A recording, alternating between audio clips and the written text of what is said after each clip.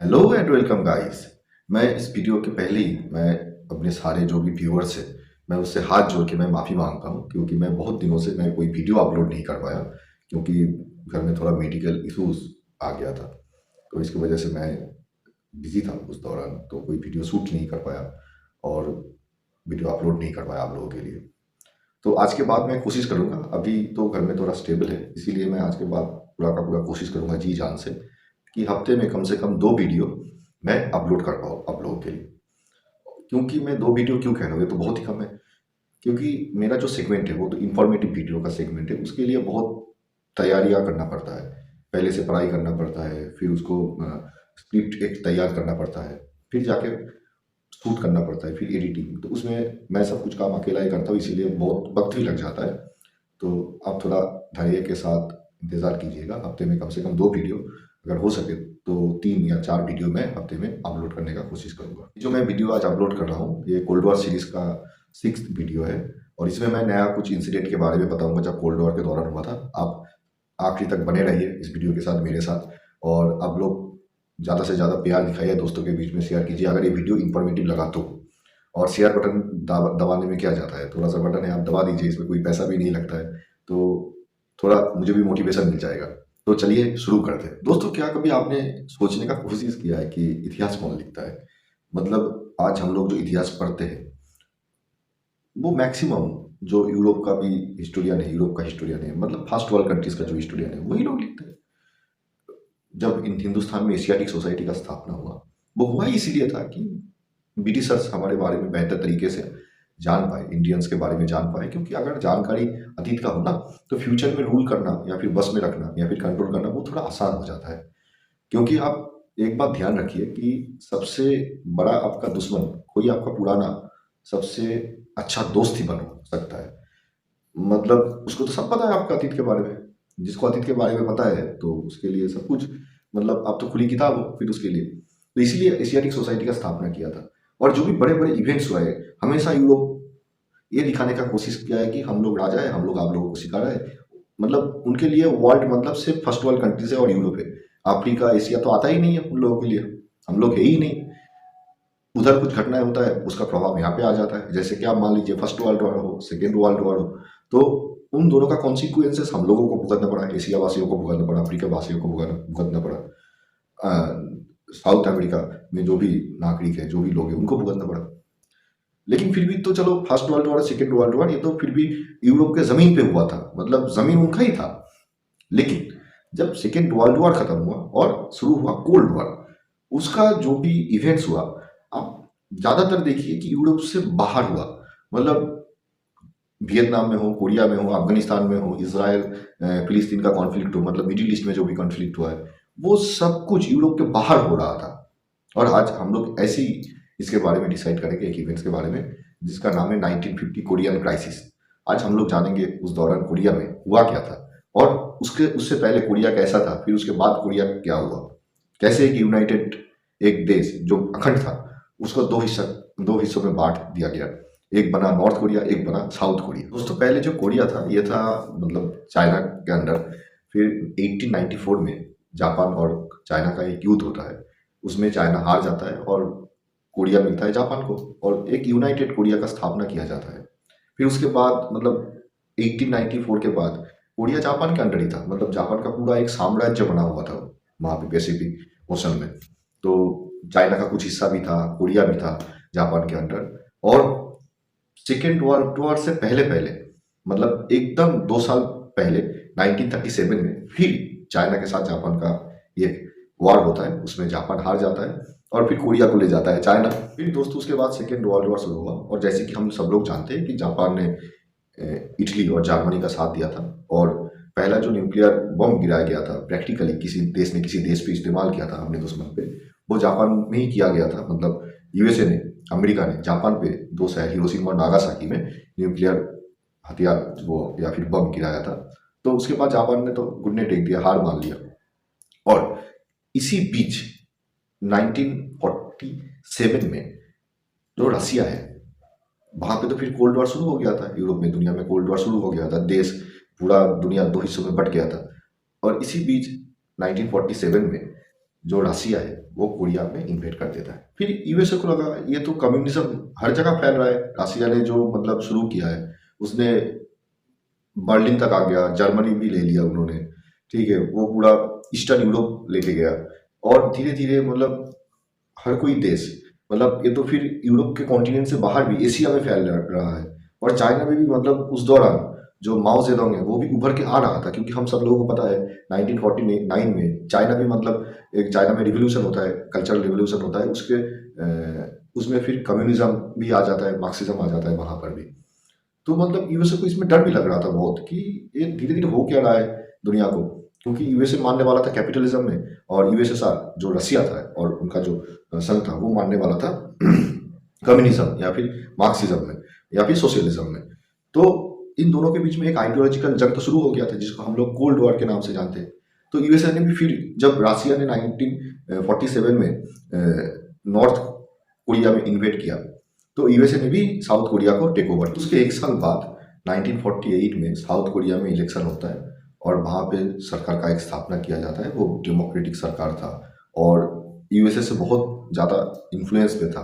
तो वहाँ पे कैपिटलिज्म को फॉलो किया जाता है और यहाँ पर जो सरकार का हेड होता है वो होता है सिंगमैन री।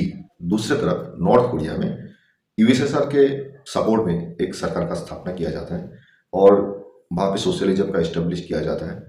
और जो आज का जो मतलब किम जोंग है ना, उनका पिताजी किम इल संग जो था वो वहाँ का हेड होता है। और जैसे कि हम सबको पता है कि सोशलिज्म को प्रैक्टिकली मतलब ज़मीन पे लागू करना बहुत ही मुश्किल होता है। ज़्यादातर केसेस में देखा गया है कि सोशलिज्म जब भी लागू करने का कोशिश किया गया है वो किसी ना किसी तरीके से मतलब डिक्टेटरशिप में बदल जाता है। आज मतलब नॉर्थ कोरिया का हालत देखिए, डेवलपमेंट पता नहीं, वहाँ का कुछ खबर नहीं आता है। और कंपटीशन में साउथ कोरिया देखिए, आज जो आप शायद हम जो व्यूअर्स है आप में से बहुत सारों ने जिस फोन पे इस वीडियो को देख रहे हो वो सैमसंग का होगा और सैमसंग कहाँ का कंपनी है, साउथ कोरिया का है। तो बहुत सारे जो इंडस्ट्रियलिस्ट है वो साउथ कोरिया में इन्वेस्टमेंट लाते हैं और वहाँ से भी बहुत सारे कंपनीज अपना इम्पोर्ट एक्सपोर्ट का बिजनेस करता है। बहुत सारा मतलब वहाँ पे धीरे धीरे ग्रो होने लगा कैपिटलिज्म को फॉलो करके। और in comparison to South Korea North Korea में क्या हो रहा है उसका कुछ पता ही नहीं है। मतलब हालांकि ये कहा जाता है कि नॉर्थ कोरिया का आर्मी जो 5 या 6 लार्जेस्ट आर्मी है मुल्कों का उसमें आता है, लेकिन पता किसको है। और नॉर्थ कोरिया में न्यूक्लियर वेपन भी है, जो नॉर्थ कोरिया में न्यूक्लियर वेपन है पता है किसने दिया था, ये पाकिस्तान ने दिया था उनको। पाकिस्तान ने जब टेस्ट किया था तो सैंक्शन लगा दिया था यूएसए ने, तो खाने पीने का पैसा नहीं था इनके पास तो ये फिर बेचने लगा उसका टेक्नोलॉजी। मतलब समझाओ किसी बेवकूफ देखो कितना है कि न्यूक्लियर टेक्नोलॉजी बेच दिया इन्होंने। तो मतलब ऐसा भी घटना हुआ है कि खाने पीने के लिए न्यूक्लियर टेक्नोलॉजी अपना जो बनाया हुआ है उसको बेच रहा है ये लोग। ये जो दोनों लीडर्स थे सिंगमैन री या फिर किम इल सुंग, दोनों लीडर्स चाहते थे कि कोरिया को यूनाइटेड बनाया जाए। मतलब इनका टारगेट तो था कोरिया को यूनाइटेड बनाना, लेकिन दोनों ही राजा बनना चाहते थे कि हम तो अपने मालिक है, हम लोग रहेंगे सत्ता में। तो ये तो मुमकिन नहीं था क्योंकि अगर यूनाइटेड कोरिया बन गया तो फिर सुप्रीम पोस्ट तो एक ही होगा, चाहे प्रेसिडेंट हो, चाहे प्राइम मिनिस्टर हो, चाहे डिक्टेटर हो, जो भी हो, तो एक ही पोस्ट होगा ना। लेकिन अभी तो दोनों तरफ दो है, दोनों चाहता था और दोनों भी कॉन्फिडेंस भी बहुत था क्योंकि दोनों को बैकिंग मिल रहा था ना। नॉर्थ कोरिया को बैकिंग मिल रहा था यूएसएसआर से, यूएसए साउथ कोरिया को बैकिंग मिल रहा था यूएसए से। मतलब दोनों ही मतलब छाती चौड़ा करके घूम रहे थे कि हमको क्या क्या करेगा। फिर 1950 में जून में जो नॉर्थ कोरिया है वो साउथ कोरिया को इन्वेट कर देता है। क्या करता है, साउथ कोरिया को इन्वेट कर देता है और पहले पहले जो नॉर्थ कोरिया का स्ट्रैटेजी है वो काम करने लगता है और साउथ कोरिया को पूरी तरीके से कैप्चर कर लेता है। फिर जो यूएसए है वो थोड़ा हरकत में आता है। वो जो नया नया बना था यूनाइटेड नेशंस, पहला का जो लीग ऑफ नेशंस था उसको डिसॉल्व करके सेकेंड वर्ल्ड वॉर को रोक नहीं पाई इसलिए वो डिसॉल्व हो गया। फिर नया नया बना था यूनाइटेड नेशंस, उसमें रेजोल्यूशन पास करता है और एक पीस कीपिंग आर्मी यूएन भेजता है। हालांकि उसमें 80% यूएसए का ही आर्मी था और यूएसए का जो आर्मी था वो धीरे धीरे धकेलना शुरू करता है जो साउथ कोरिया का आर्मी के साथ नॉर्थ कोरिया का आर्मी को ऊपर की तरफ धकेलना शुरू करता है। और इसी तरीके से वो यालू रिवर जो चाइना के साथ नॉर्थ कोरिया का बॉर्डर है ना, उसका नाम है यालू रिवर, वो यालू रिवर भी धीरे धीरे धीरे धीरे क्रॉस कर जाता है। हालांकि यूएसए ने एकदम सख्त तरीके से बताया था कि कुछ भी हो जाए चाइना को मतलब यालू रिवर क्रॉस नहीं करना चाहिए। लेकिन जो फोर्सेस भेजा गया था उसमें जो जनरल था, मैं यहाँ पे फोटो और नाम आपको दे दूंगा, वो जो जनरल था उन्होंने बात नहीं बनता है, जोश में आके वो यालू रिवर को क्रॉस कर देता है। फिर उसके बाद चाइना आ जाता है, क्योंकि चाइना 1950 से पहले ही मतलब वहाँ पे रिवोल्यूशन हुआ था, माओ जेडोंग आया था सरकार में, और कम्युनिज्म आया था, मार्क्सिज्म आया था, सोशलिज्म आया था, वो भी बच रहा था कि लेकिन अभी उनका जो सरहद है वो पार करके अब चला जाओगे, फिर वो क्या करेगा, वो भी आ गया नॉर्थ कोरिया को सपोर्ट करने। फिर धीरे धीरे धीरे धीरे एक धकेलते धकेलते धकेलते धकेलते जो 38 जो एक्सिस लाइन है ना, वो वहां पे आके रुक गया। और उनको लगा कि ये तो बहुत लंबा खींच रहा है, क्योंकि यूएसएसआर को भी नहीं लगा था कि ये 1 साल हो जाएगा। 1951 जुलाई आ गया था तब तक, और जून 1950 में शुरू हुआ था, 1 साल तकरीबन 1 महीना हो गया था। तो दोनों को ही लगा ये तो बहुत लंबा खींच रहा है। तो उन्होंने फिर मतलब आप कभी भी देखोगे ना, कोई भी जंग होता है, जंग का सोल्यूशन जंग के मैदान पे नहीं होता है, वो बहुत दूर होता है कहीं बैठ के शांति से, कि अभी तो बहुत लंबा खींच रहा है कि इसको अभी खत्म करो। कभी कभार ऐसा होता है कि जंग में कोई मतलब वहां पे फैसला होता है, फिर भी जो एक्चुअल फैसला होता है, जो परमानेंट जो सल्वेशन आता है, वो कहीं दूर बैठ के चाय पीते पीते, कॉफी पीते पीते वो डिस्कस करते हैं वर्ल्ड लीडर्स, तब जाके होता है। तो फिर इन्होंने पीस टॉक शुरू किया और एक आर्मिस्टिस साइन किया। मतलब आर्मिस्टिस का मतलब आप समझ लीजिए कि फिलहाल के लिए युद्ध को स्थगित कर दे, लेकिन ये परमानेंट सॉल्यूशन नहीं है। मतलब कि आज तक नॉर्थ और साउथ कोरिया जंग में है, आज तक, जिस डेट पे मैं ये वीडियो बना रहा हूँ आज तक है। आप सोच लीजिए, ये तो 70 साल से ऊपर हो गया, ये तो जंग चालू ही है अभी तक, मतलब अभी भी परमानेंट कोई डिसीजन हुआ नहीं है। फिर 1953 में एक आर्मिस्टिस को साइन किया जाता है, और जो 38 पैरेलल जो एक्सिस लाइन है उसको ही नॉर्थ और साउथ कोरिया का बॉर्डर बना दिया जाता है। और वो जो लाइन है, लाइन ऑफ कंट्रोल भी आप कह सकते हो, क्योंकि वो तो कोई इंटरनेशनल बॉर्डर है नहीं, क्योंकि परमानेंट कोई सोल्यूशन तो आया नहीं अभी तक। तो उस लाइन के दोनों तरफ, यहाँ पे 2 माइल ऊपर की तरफ 2 माइल और नीचे की तरफ 2 माइल, जैसा कि आप मैप पे देख पा रहे हो, तो वहां पे डिमिलिटराइज जोन किया जाता है, वहां पे कोई भी जा नहीं सकता। मतलब मिलिट्री जो नॉर्थ कोरिया का है वो ऊपर उस लाइन से 2 किलोमीटर ऊपर रहेगा, और जो साउथ कोरिया का मिलिट्री है वो उस लाइन से 2 किलोमीटर नीचे तक जाएगा, वहां पे कोई जा नहीं सकता है। और ये टोटल कुल मिला के तकरीबन 240 किलोमीटर से ऊपर लंबा है ये जो बॉर्डर है। और ये जो जंग हुआ था, मतलब इस जंग में तो नॉर्थ और साउथ कोरिया की इस जंग में जो यूएसएसआर है और यूएसए है, ये दोनों मतलब डायरेक्टली भिड़ गए थे, दोनों का एयरफोर्स भिड़ गया था यहाँ पे, ठीक है। मतलब जो कोल्ड वॉर है, कोल्ड वॉर में कहीं पे अगर इन यूएसए और यूएसएसआर ने डायरेक्ट भिड़ा हो एक दूसरे से, तो ये कोरिया ही है। और कोरिया ही है, मतलब कोरिया में ही पहले ही 1950 में, मतलब जब हाल ही में कोल्ड वॉर शुरू हुआ था, पहले ये सब घटना घटने लग रहा था। और एक यूएन का एक तस्वीर भी अच्छा बना इसमें, क्योंकि यूएन ने यहाँ पे पीस कीपिंग आर्मी पहले भेजा, मतलब पहला जो पीस कीपिंग आर्मी यूएन ने भेजा बनने के बाद वो कोरिया था। और दुनिया को भी ये लगा कि ये लीग ऑफ नेशन तो है नहीं, वो तो नाकारा था, निकम्मा था, यूएन काम करने वाला है, क्योंकि पीस कीपिंग आर्मी भेजा, दोनों के बीच में मध्यस्थता करके एक शांति बनाया। चलो किसी ना किसी तरीके से युद्ध तो खत्म हुआ, लोग तो हर दिन मर रहे थे वहां पे, सोल्जर्स मर रहे थे, कम से कम युद्ध को बंद करवाया, चाहे परमानेंट नहीं, टेम्पोरेरी सोल्यूशन तो लाया। तो लोगों का भरोसा भी यूएन पे बहुत बढ़ गया था उस वक्त। इस युद्ध में जो कैजुअलिटीज हुआ था तकरीबन 50 लाख लोग मारे गए थे, ये तो मतलब मोटा मोटी एक फिगर है। और तकरीबन 30 से 40 लाख अमेरिकन सोल्जर्स भी मारे गए थे इसमें। मतलब आप सोच सकते हो कुल मिला के तकरीबन 1 करोड़ के ऊपर लोगों का हत्या हुआ था यहाँ पे।